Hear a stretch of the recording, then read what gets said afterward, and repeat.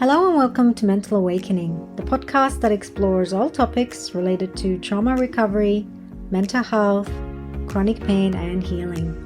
I'm your host, Sarah DeKeely, psychotherapist and mental health social worker, and in this episode I will speak about reoccurring pain, how pain becomes chronic, why it returns, and what to do about it.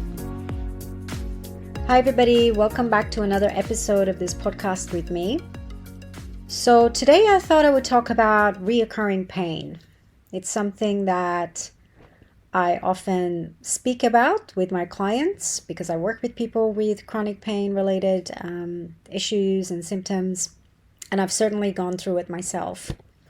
A lot of times when we're thinking of chronic pain, we think of it as something that just lasts forever and that it's just going to constantly happen. It's never going to go away. And that's actually not true. So we're going to talk a bit about, the science behind chronic pain, as well as the energetic reasons as to why pain becomes reoccurrent. Most of us, I hope, by now know that the brain and the nervous system create the pain, right? It's really important to begin by understanding that the brain and the nervous system create the majority of the pain that we experience in our bodies, so the majority of the symptoms that we have. So the brain sends messages to the body and the body sends messages to the brain.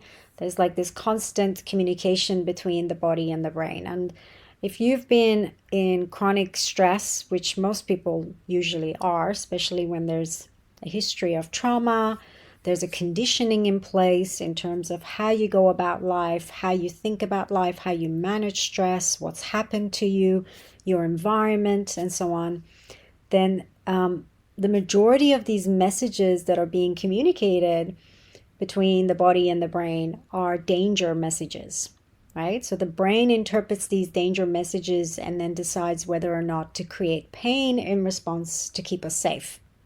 It's just a very simple explanation. There's obviously a lot more to it, but let's just go with that for now.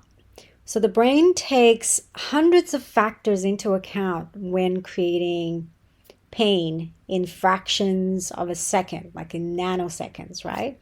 And it's quite a fascinating process and something that we now know we actually have influence over. So we know that through neuroplasticity, we can actually change and adapt our brain to reorganize and to grow neural networks.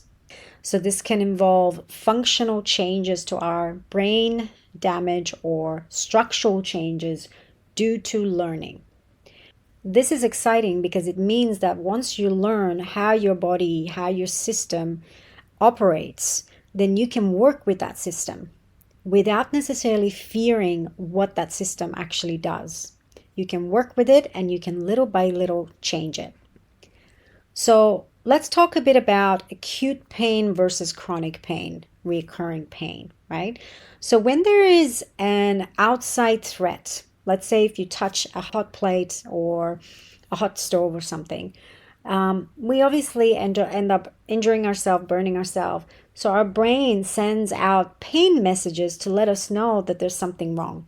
And this allows us to act and try and avoid and repair any damage as quickly as possible. So we pull our hand away from something hot to prevent ourselves from, getting burned or seeking medical help for an injury, right? So acute pain is useful.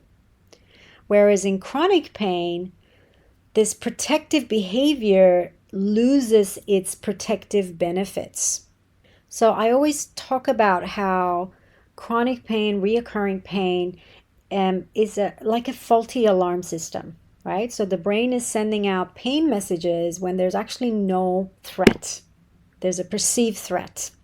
So our nervous system has become overactive. We tend to become more and more sensitive to stresses to the point where you have a thought and you're experiencing pain physically, right? So why is the brain sending out pain messages when there's no threat?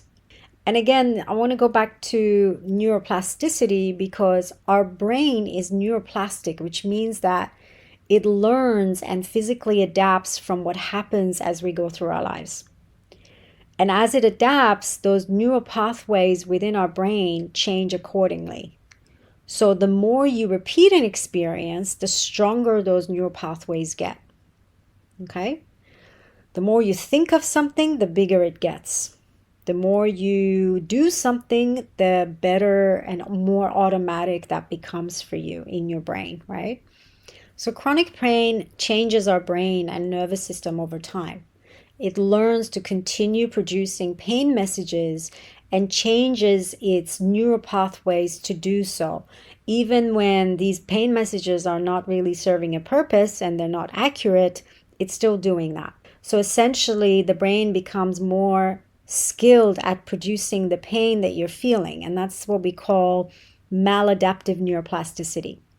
So the good news here is that just as our brain has learned to produce these pain messages, it can also stop producing them. And this is something that is very much the case. I know I've certainly gone through that. I've experienced that, and I've also supported other people in doing that. So when you live with reoccurring pain and chronic pain, there's some behaviors which, as much as they can be really understandable because we're just doing these things automatically because our nervous system is essentially what drives us, they end up contributing to the cycle of chronic pain. So changing these behaviors can play a significant part in retraining the brain and overcoming the symptoms that we're experiencing. And so some of these things are hypervigilance, when we become really focused on the pain and are constantly aware of it.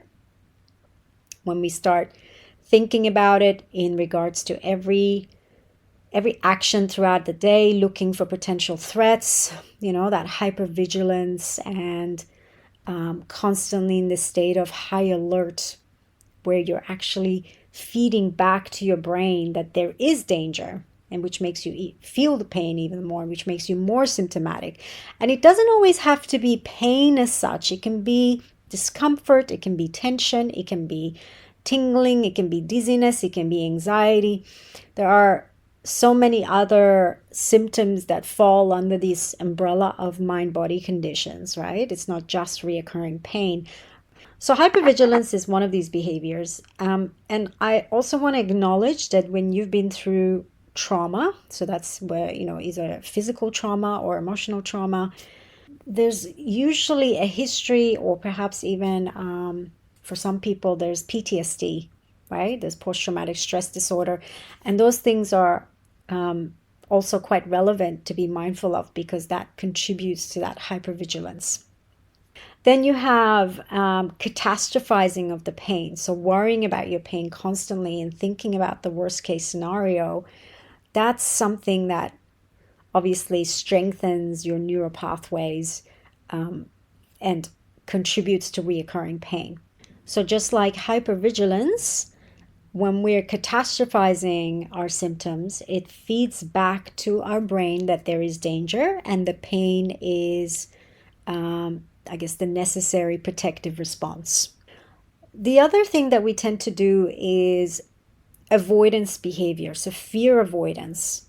Hypervigilance and catastrophizing can lead to fear avoidance, which means that you become really fearful of your symptoms, of your discomfort, of your pain, and then you start avoiding things, which actually worsens the entire thing, right? It can make it more reoccurrent, it can heighten it by feeding into the stress and the pain cycle. Some other things that tend to contribute to reoccurring pain are fear of failure, rejection, fear of not belonging, fear of saying no or perhaps being disliked, fear of what other people think, fear of your own power, which means that there is an attachment to actually not being well. Because if I'm not well, I always have a reason to say no. I always have a reason to bail out. I always have a reason to just kind of get help, get support.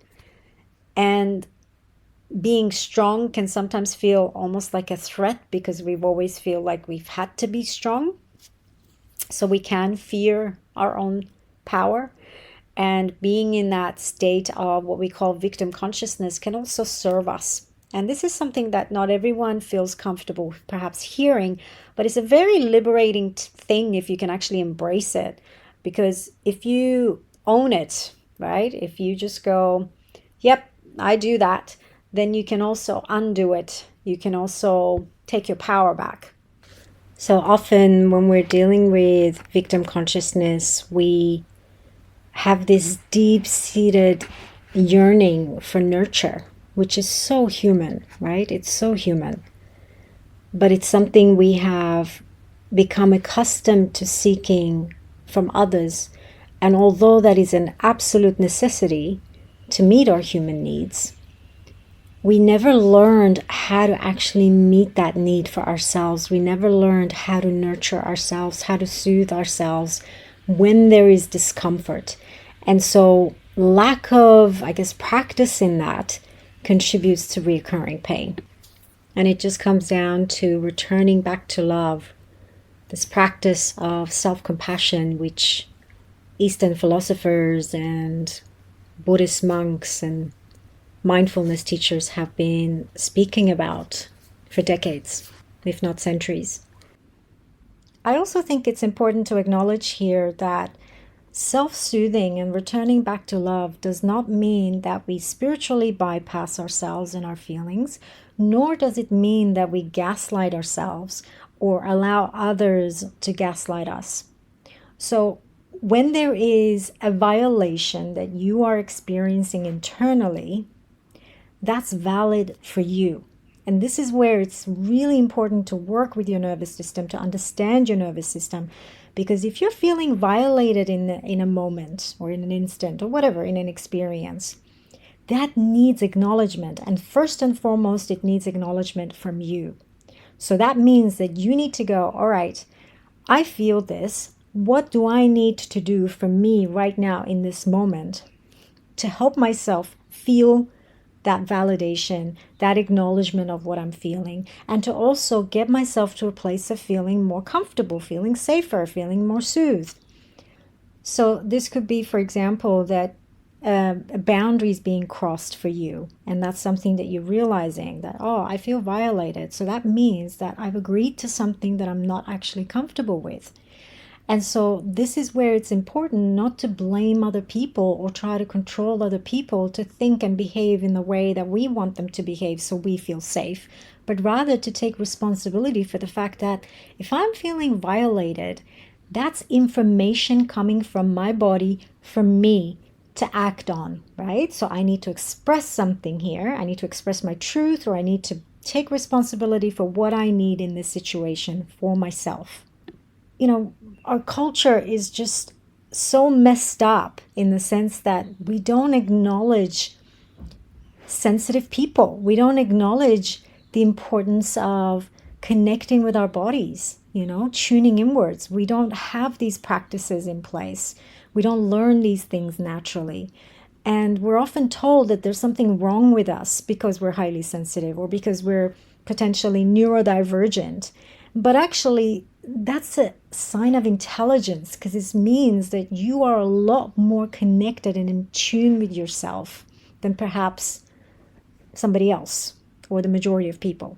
Fear of the future, fear of pain always being a constant thing, especially when you've been living with it for many, many years and you kind of expect it to continue to be the same way and to be there forever and ever, is a challenging one, because we end up feeding this anxious mind and continuously living life from a place of past or future, not at all fully present, which heightens symptoms or worsens symptoms and continues to bring them on.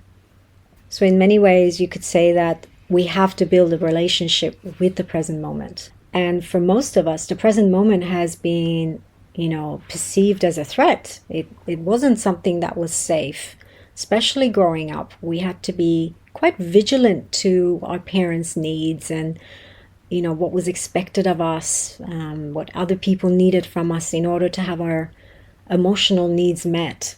So the present moment is something that the majority of people have a difficult relationship with. So we need presence, a practice in presence, which is very difficult because we have a human mind and it can be very busy in there. And so I try my best to support my clients in getting a taste for what it's like to just be present with what's showing up. And so little by little, as we stay consistent in these practices, the present moment becomes safer. It feels safer. It's no longer perceived as a threat. And that's when the mind and the body can relax, because there is a container for everything that's here. There's permission for everything to be here. And I know for myself, this practice with presence is a journey. It's a lifelong journey. It's a continuous practice. It really is a way of life and not something that we can necessarily just tick off and do for a couple of weeks, a couple of months. It really needs to be an ongoing thing. One big trigger in my life has been dealing with family members and certain members of the family that just bring up all kinds of wounds and all kinds of emotions and all kinds of, big feelings.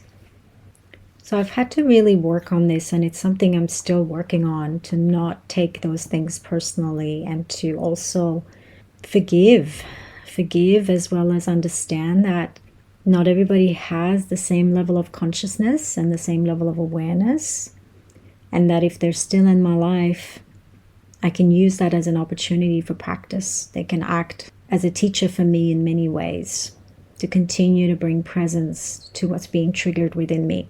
Because at the end of the day, even though boundaries are important, of course, it goes without saying, and it's important that we communicate, we also need to take responsibility for what's being triggered within us. We can't control other people, how they behave and how they choose to live their lives and the choices that they make, because that's where we lose our power. All of your power is always within you and in the now. And this is something I try to remind myself of regularly. Other things that come to mind that contribute to recurring pain is anger. So anger around vulnerability, not wanting to feel weak or feeling angry that there is this, this reality, right? This reality that we are vulnerable human beings and life can throw things at us at any given moment and things will happen when we least expect it. That can provoke chronic pain or reoccurring pain. I know for me, just last week, I had an accident and I came out of nowhere. I went into a state of shock, experienced whiplash, and my body went into, just this rush of cortisol. I could really feel it. I could see myself go through, I was very aware of what was happening to me because of, I guess, the knowledge that I have about the body and the nervous system and the brain. I was really observing myself completely in this experience of being flooded with cortisol and being in the fight and flight and so on.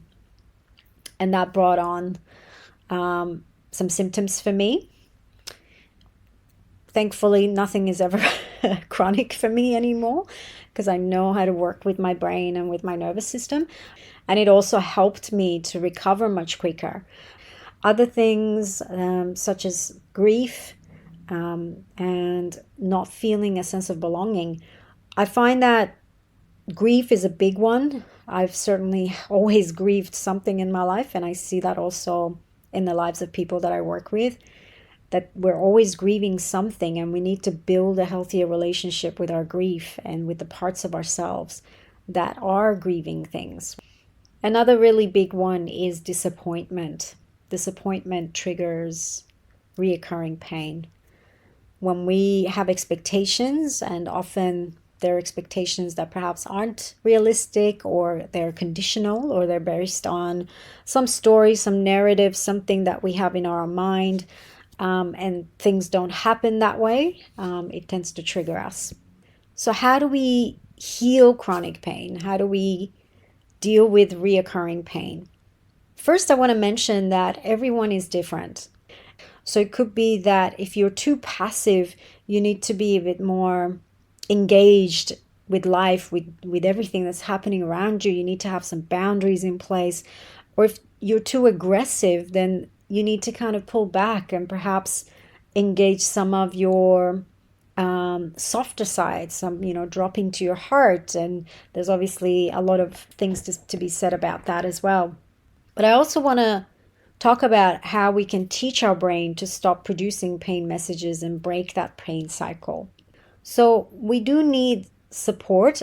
Everyone needs support, help, guidance on their recovery journey. It's hard to do this work alone. So if you don't already have a therapist to work with, it's important that you do, and that you actually stay patient, because, it's not something that you can just get to the bottom of after a few sessions. Even if we improve, things can still come up again and again and again. And it's always good to have that one person there, or perhaps someone that has some understanding and training in this area that you can just go back to process what's coming up for you. So the steps to take to retrain the brain will really vary depending on the therapy that you receive and the method that's used. But fundamentally, you have to first learn about pain neuroscience. And that's why with pretty much everyone who starts to work with me, I always, give them some resources and things that they can educate themselves on, because that basis of education to work from is really important. And that's how you can be guided through tackling negative pain perceptions and pain creating behaviors and replacing them with positive coping strategies. And also gradually teaching your brain that specific movements and activities or feelings in particular, because I know for a lot of the people I work with, it's the feelings, it's the emotions that actually trigger the symptoms or the pain more than what they do physically. Even though physically getting more active or doing something with your body can sometimes bring on pain, it's the emotion, it's usually the fear underneath that of what could go wrong or what could worsen that actually makes things worse. So teaching the brain that these things are not dangerous, that there's no threat present, is really the key here. And as your brain learns that, it will rewire itself so you can start feeling relief from your symptoms. What's really tricky about this is that the majority of people tend to give up very quickly. They don't stay patient with this process because their focus is mainly on trying to get rid of something. It's like, I don't want this. I want to get rid of this. How can I get rid of this? It's coming up again. I don't want this. So that resistance obviously feeds the pain. And that's why I think it's important to work with a therapist, because you have a space where you can go or you have someone who can hold space for you, where you can just literally let it all out and you can process the disappointment, the grief, the sadness you feel about what's happening with your body again and again. But you still get back on that horse, and you still get back onto doing your exercises, and you still get back to focusing on living your life. So graded exposure therapy to tackle this fear avoidance by gently, getting into the situations that you might be fearing and starting to feel certain emotions that perhaps you might be fearing. And again, these are things that are so much easier done when you have a trained professional to work with than when you're doing it on your own. So as you start to feel those yucky, uncomfortable feelings that have been perceived as threat by your mind, as you start to understand your subconscious more through therapy and perspective, as you become, consistent with your practices, as you expose yourself to the things that actually have been quite fearful and scary, then your brain starts to retrain, right? So it's being retrained away from pain as it learns that this situation, this emotion, this feeling, this thought is nothing to, send pain messages or create pain messages around. And there's been numerous, studies now showing that, graded exposure therapy is incredible, is really good for us. Another thing is graded motor imagery. So that's GMI, which uses the brain's neuroplasticity along with mirror neurons to retrain the brain. So what that means is that when we're watching other people do an activity or imagining doing that activity ourselves, we actually are supporting our brain. We're utilizing mirror neurons to teach the brain that these things are not painful, they're not dangerous. That's why visualization is actually a very powerful tool. And I use it in a very gentle way in my sessions with clients where I get them to connect with their body through going inwards, through really being with the sensations that they're experiencing or that are present, that are there, and little by little training themselves to relax into that, and even just repeating in their mind that it's safe to be with that, and eventually imagining themselves doing the things that perhaps they're very afraid or fearful of doing. It's just really about becoming present to this moment and holding space for what's showing up. And so through regular mindfulness practices, you can learn to reduce the stress cycle. You can increase emotional control, you can relieve chronic pain symptoms. And it's just, there's so many wonderful benefits to this practice of bringing presence to what's happening. So instead of trying to run away from the fear, from the disappointment of the pain coming up again, from the sadness of being with symptoms, move towards it. That's what I always tell my clients. You want to become present. You want to be a space holder for what's showing up for you, for what's present for you. And that's what was lacking for us growing up, from pretty much all of us. As children, we didn't have that emotional presence in the way that perhaps we needed it. And of course, parents always do their best, almost always do their best. So it's not at all because the parenting perhaps wasn't the best. It's just that it's really a hard skill for a lot of people to master. It's a hard skill for human beings to master in general. Just the ability to be present, to be a container for someone else's pain, for someone else's emotions, to be able to show that kind of empathy and compassion without necessarily trying to fix or get rid of something. So when you don't have that modeled to you growing up, it's natural that you don't know how to do that for yourself. And yet it's such a powerful practice.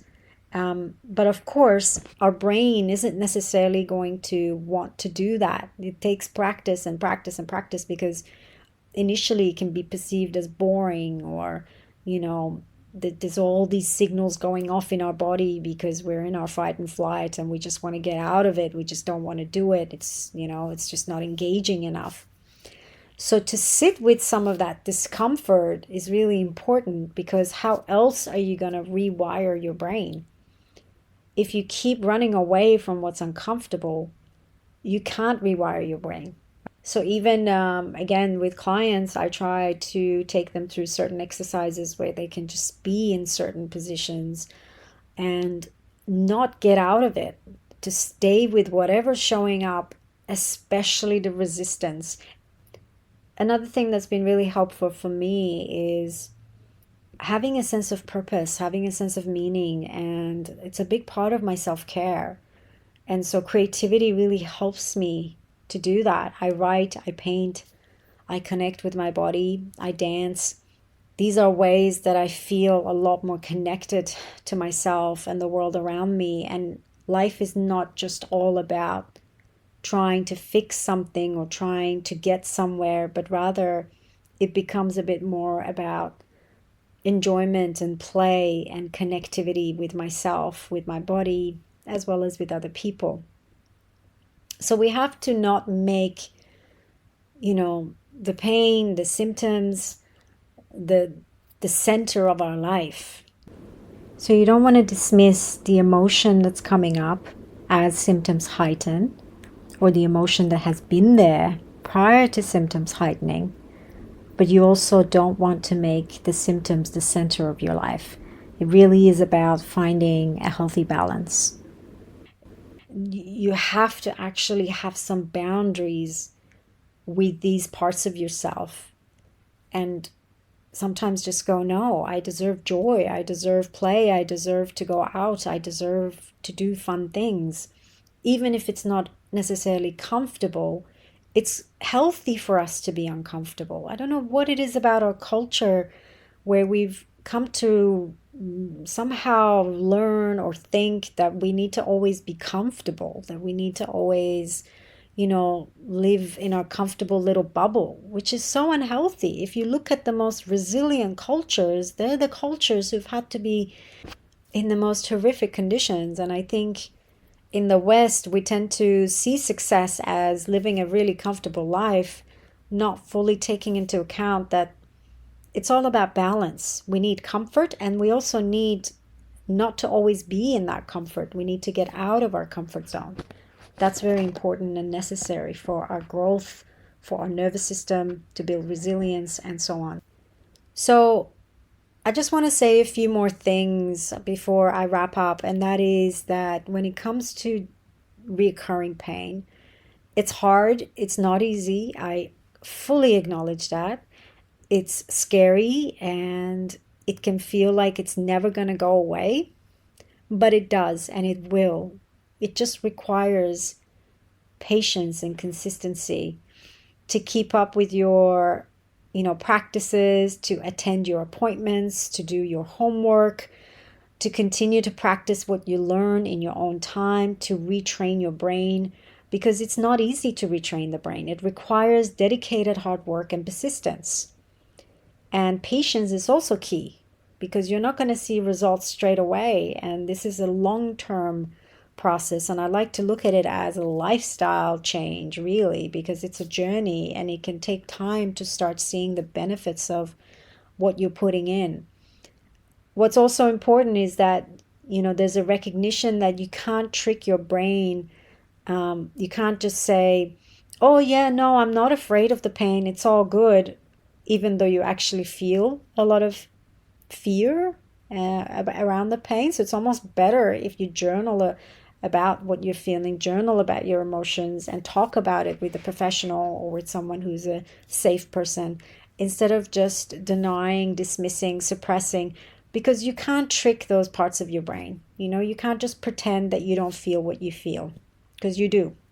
So processing is always a lot more helpful than suppressing, and also obviously a lot more helpful than projecting.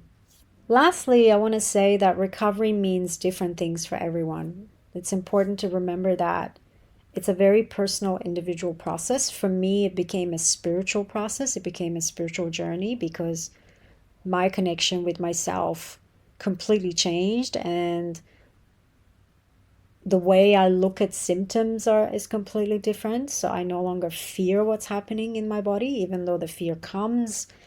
I can soothe myself and my body back to a place of safety. And I also feel the sadness around the vulnerability that comes up. I mean, just when I, injured myself a few days ago, that vulnerability brought on a lot of feelings, and I cried and cried, and I was journaling, and I was feeling angry, and I was feeling a bit unsure of myself and my body for a couple of days. I still ended up recovering fairly quickly than I would have perhaps some years ago, but it doesn't mean that I no longer feel things, right? You still have to feel your feelings. You have to, again, become a container for them. For some people, recovery from recurring pain or chronic pain may mean a reduction in symptoms and an improvement in the quality of life. And for others, it means that they are pain-free. So you can't really compare yourself to somebody else. Obviously, the goal is to be pain-free, but we can't promise that, right? Life is always going to happen. Things are going to come up, and everyone's journey is different. What's important is to celebrate every success on your journey, and also to be open to what you're learning, because every single thing is a learning opportunity, and that's how you can take your power back. So setbacks don't equal failures. Very few people's journey starts from one point and then continues to progress in a positive direction until, you reach your goal. That's not at all how recovery works. It's constantly about learning and growing, and, taking one step forward, 2 steps back, 2 steps forward, 1 step back. Like it's not a linear thing. And it doesn't mean that you can't achieve, your goals. Progress takes time, like I said. It's, patience is really important. In IFS therapy, we talk about the 5 Ps, and that's how I've come to live my life, very much based on these 5 Ps, which is patience, persistence, presence, playfulness, and perspective. These 5 Ps have really helped me to just have that, or return back to that feeling of compassion for myself. There has to be a belief, in yourself. You have to believe in yourself. You have to, even if you don't believe in life or higher power, in love, energy, universe, whatever, at least you need to believe in yourself. Build yourself up, encourage yourself, believe that you're capable, and that everything that you're doing is something, and that's a good thing, that you're supporting yourself, that you're grateful for everything that, you're experiencing in your body, because it makes you feel alive, even though it's not the way that you want to experience it. Have faith that it's something that can change, and that you really have control over that, because there is a lot of hope.